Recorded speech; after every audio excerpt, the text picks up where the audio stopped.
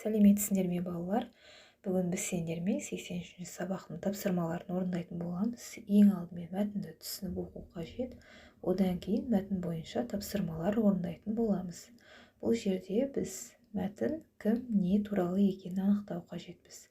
Мұхтар Әуезов туралы, атасы мен немересі туралы, үлкен портрет туралы, ұлы сөзінің беретін мағынасы туралы. Біздің жауабымыз үлкен портрет туралы болады екен. Келесі, атасы ұлы сөзінің мағынасын қалай түсіндірді деп ойлайсың? Атасы немересіне ұлы деген сөздің мағынасын атақты, әйгілі, артында көп мұрақ қалдырған адамды ұлы деп атайтынын, ал Бауыржан Момышұлы деген сөздегі ұлы қосымшасының оның сол адамның баласы екендігін білдіріп тұрғанымен түсіндірді. Келесі, төмендегі қай пікір ақиқат екенін мәтін бойынша тексеру қажет. Кіреберісте атамның портреті ілулі тұратын, бұл жалған пікір. Келесі, атасы немересіне ұлы сөзінің мағынасын түсіндірді. Бұл пікір ақиқат. Келесі, Ержанның жорамалы бойынша портреттегі кісі Момышұлы. Бұл пікір ақиқат болып саналады екен. Келесі, ұлы деп қандай адамды айтады? Сұраққа жауап бер. Жаз. Етістікке сұрақ қойып астын сыз. Ұлы деп өзінің білімімен, жақсы істерімен атағы бүкіл әлемге немесе халыққа жайылған адамды айтады.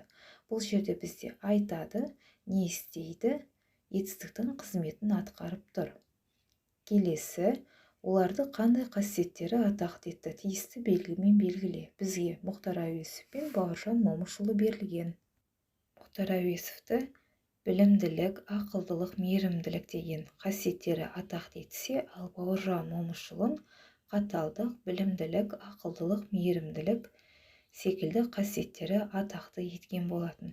Келесі, екінші тапсырма, көп нүктенің орнына тиісті етістіктерді қою арқылы сөйлемдерді толықтырып жазу қажетпіз. Мұхтар Әуезов Абай жолы романын жазды. Онда Абайдың бүкіл өмір жолы баяндалады.